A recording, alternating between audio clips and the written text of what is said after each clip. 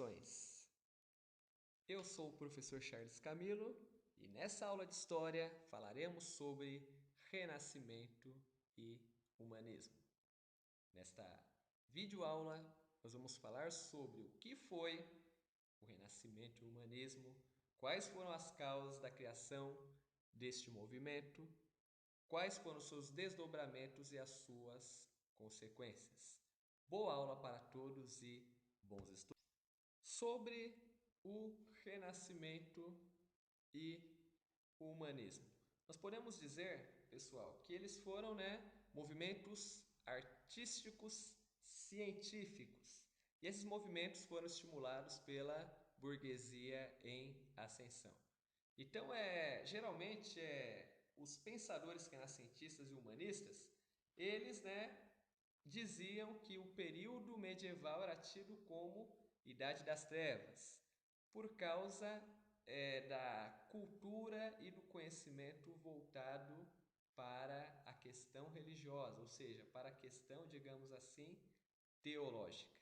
Lembrando, pessoal, que nós não podemos ter uma atitude, digamos, dizer, que a Idade Média foi a Idade das Trevas, porque basicamente a Idade das Trevas não existiu, porque a Idade Média ela foi, digamos assim, o berço da civilização. Como assim o berço da civilização, professor?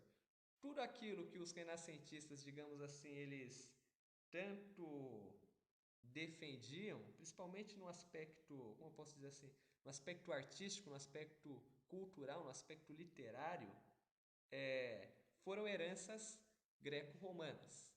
Só que essas heranças greco-romanas, elas foram preservadas pela Igreja Católica Apostólica Romana.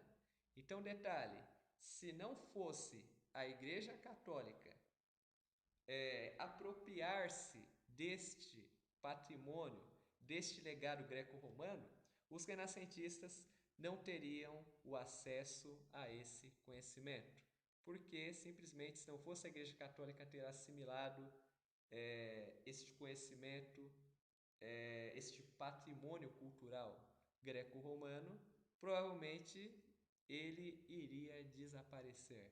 E hoje nós não teríamos acesso às obras de Aristóteles, dos grandes filósofos, nós não teríamos, digamos assim, acesso à escultura grega, à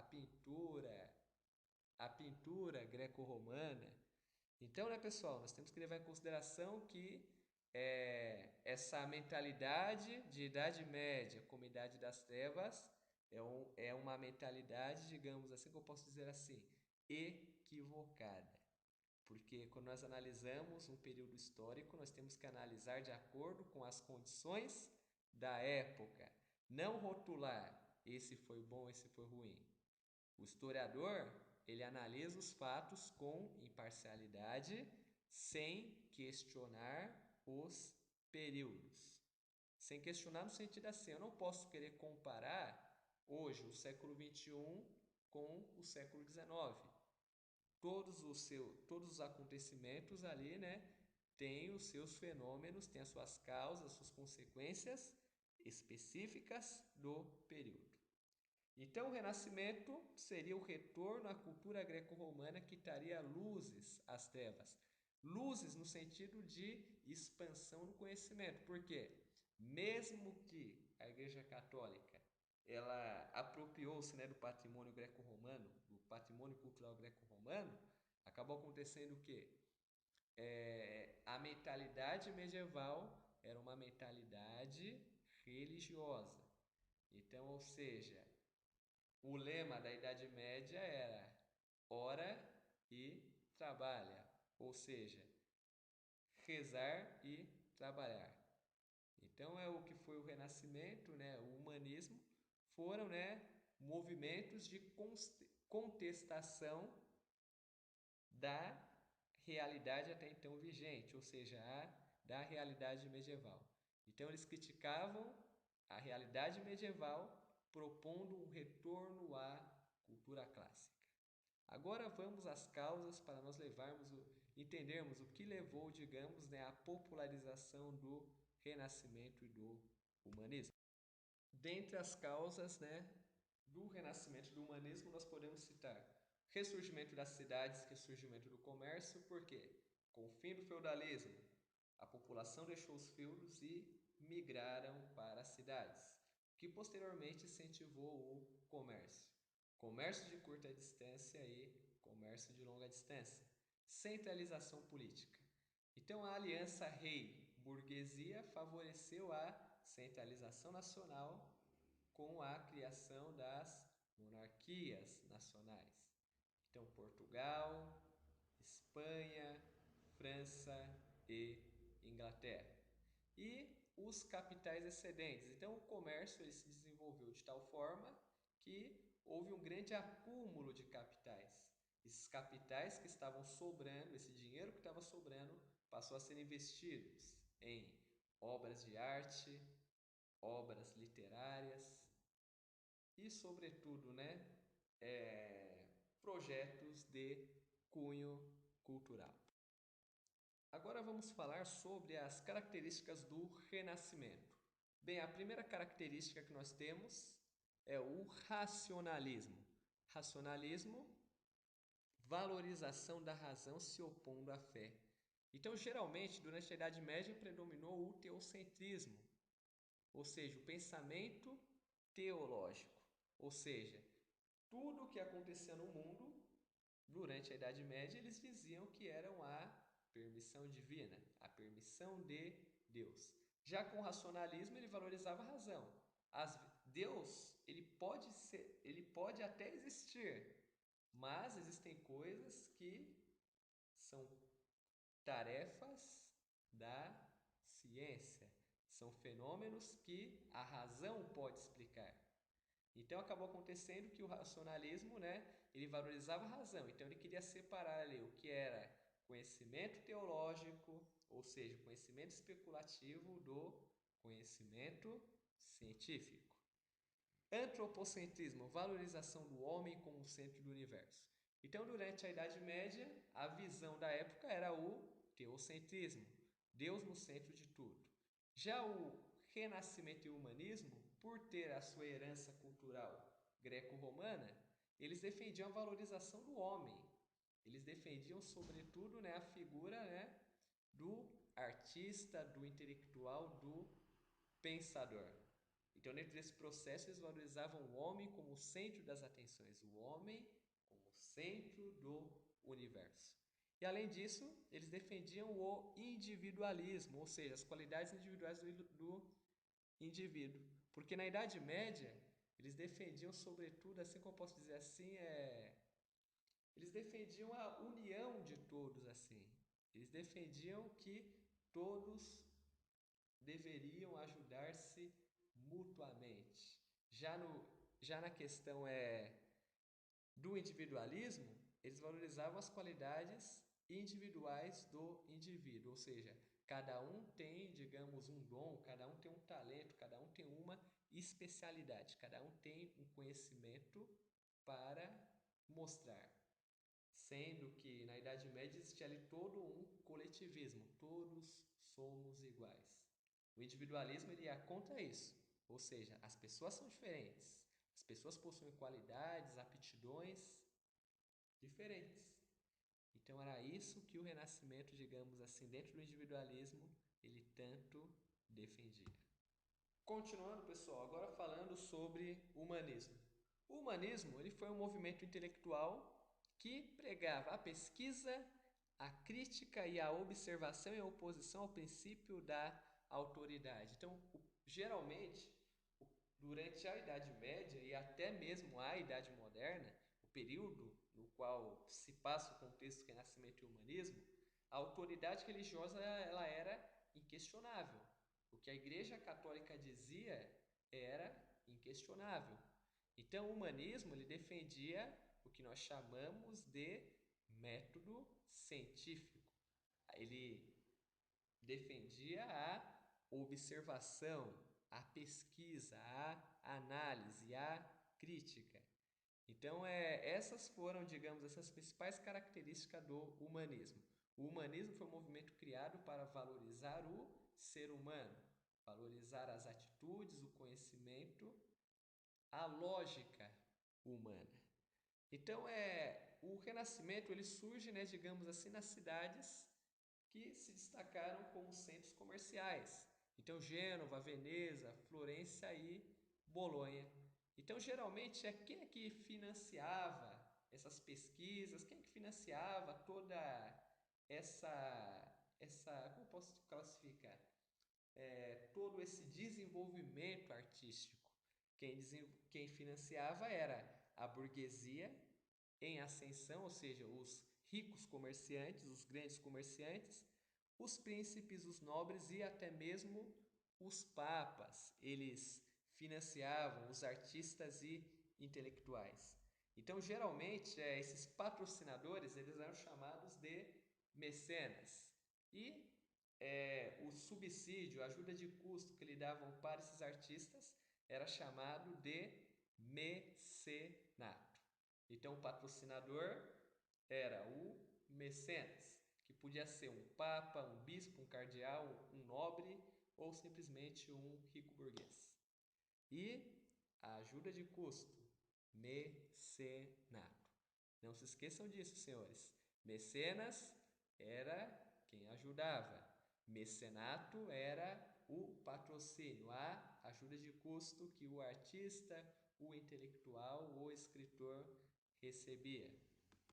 Sobre os fatores que colaboraram para que o Renascimento surgisse na Itália. Bem, o Renascimento ele surgiu na Itália, né, nas cidades mercantes.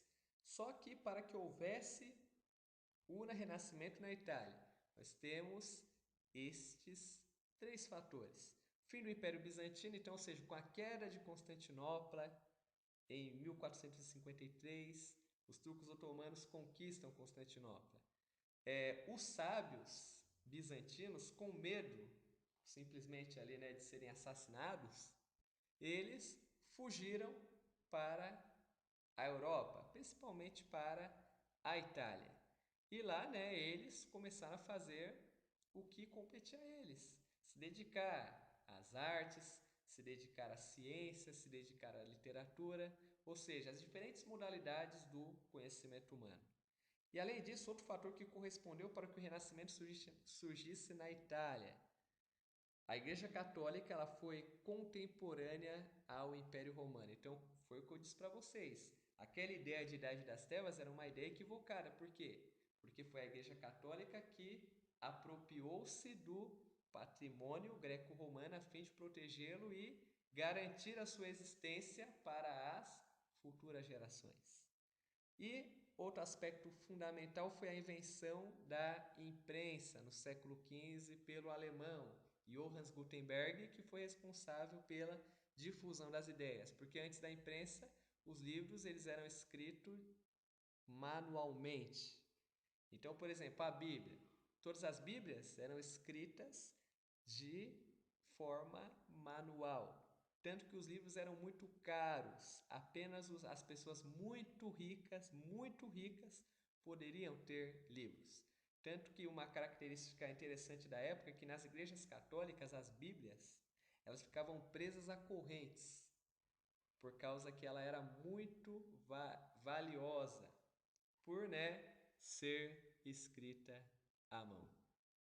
Então, né, pessoal, a imprensa, né, ela foi responsável pela difusão das ideias. Pelo método de impressão, houve, né, uma grande acessibilidade a livros, a periódicos e outras obras no geral.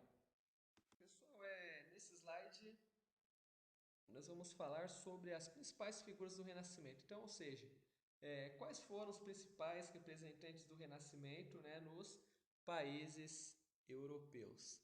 Então, na Itália, né, nós temos Dante Alighieri, Francisco Petrarca, Giovanni Boccaccio, Nicolau Maquiavel na questão da literatura, né, juntamente com os que eu disse. Nas artes plásticas, perdão, nós temos o Leonardo da Vinci, Rafael Sanzio e Michelangelo. Então só que desse aqui, né, Leonardo da Vinci, ele foi o gênio completo porque ele se destacou em diversas modalidades do conhecimento humano. Então, ou seja, fez de tudo um pouquinho. Na França, na literatura, nós temos o François Rabelais, e, sobretudo, né, o Michel de Montaigne, na filosofia. Na Inglaterra, nós temos Thomas More, ou simplesmente Thomas Moros, né, na filosofia, ele que havia escrito Utopia, e William Shakespeare na literatura, né, com todas as suas peças teatrais, e a mais famosa delas, Romeu e Julieta. E na Holanda, né, nós temos Erasmo de Roterdã na filosofia, e na pintura nós temos Jan van Eyck, Peter Bruegel, Rembrandt. Então, geralmente, um quadro bastante conhecido do Rembrandt é o Lição de Anatomia, que mostra a dissecação dos cadáveres, e geralmente esse quadro ele tem uma atmosfera bastante sóbria, assim, porque tem um destaque na palidez do cadáver, todos os alunos de medicina vestindo roupas escuras, assim. Alguns acham esse quadro até sombrio, mas, na minha opinião, eu adoro esse quadro. Alemanha. Na Alemanha, né, os representantes que nós temos do Renascimento é o Albert Dürer e o Hans Holbein, que foram pintores. Em Portugal, Luís Vaz de Camões. Então, a principal obra, digamos, do Renascimento português é os Lusíadas. E, sobretudo, temos, né, toda a produção literária, poética de Luís Vaz de Camões, um dos maiores poetas da língua portuguesa. Poetas, no caso, escritor, né, pessoal?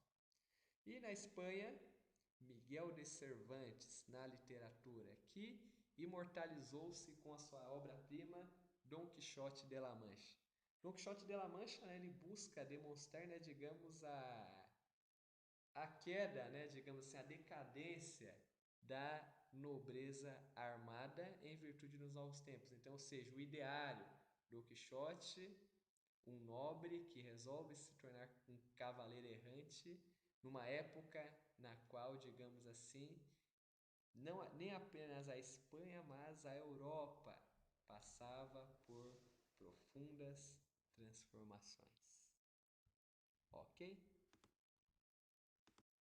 Pessoal, dentre as consequências do renascimento do humanismo, nós podemos citar o surgimento do método científico que nós usamos hoje, o método experimental, que consiste, né, pessoal, na máxima Tomé.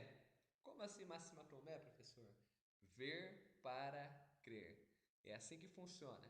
E geralmente, pessoal, esse método científico, né, ele foi desenvolvido durante o Renascimento e o Humanismo por Galileu Galilei e, sobretudo, né, Sir Isaac Newton. Então, eles que foram os responsáveis por desenvolvimento do método experimental, método científico, que hoje é o método no qual a ciência se desenvolve. Outra consequência, houve uma separação dos saberes, ou seja, o que é saber teológico ficou a cargo da igreja e o saber científico ficou a cargo, digamos, né, das universidades, ficou a cargo, né, digamos assim, dos renascentistas e dos humanistas. E dentro desse processo, né, pessoal, uma outra consequência foi uma evolução, digamos, do campo científico, graças a figuras, né, do Leonardo da Vinci, do Andrés Vesalius e do Galileu Galilei. Então, por exemplo, Galileu Galilei, né, apesar dele ter sido obrigado a negar as suas teorias, né, para não ser condenado na Inquisição, ele, né, deixou uma grande contribuição científica para nós. Ele estava certo, mas, né, para não morrer, ele retratou-se, né, perante a Inquisição. Leonardo da Vinci e Andrés Vesalius, eles se destacaram, né, sobretudo, né, na questão da anatomia. Então, eles retrataram o corpo humano com tamanha precisão, algo que até o presente momento, né, não era permitido, não era realizado, porque a Igreja Católica, né, ela considerava pecado, digamos assim, a análise anatômica de um cadáver, porque eles diziam que estavam profanando o corpo, tanto que o anatomista, né, se ele fosse pego vagante, ele podia ser preso por bruxaria, por feitiçaria, por canibalismo, por satanismo. Então, né, graças, né, às pesquisas científicas de Leonardo da Vinci e Andrés Vesalius, houve um grande progresso na questão do conhecimento do corpo humano. Bem, pessoal, a nossa aula termina por aqui. Eu agradeço pela atenção de todos. O meu e-mail para contato está aqui no final do slide, prof.charlescamilo@hotmail.com. Dúvidas, sugestões ou críticas, pode mandar aí para mim que eu responderei e procurarei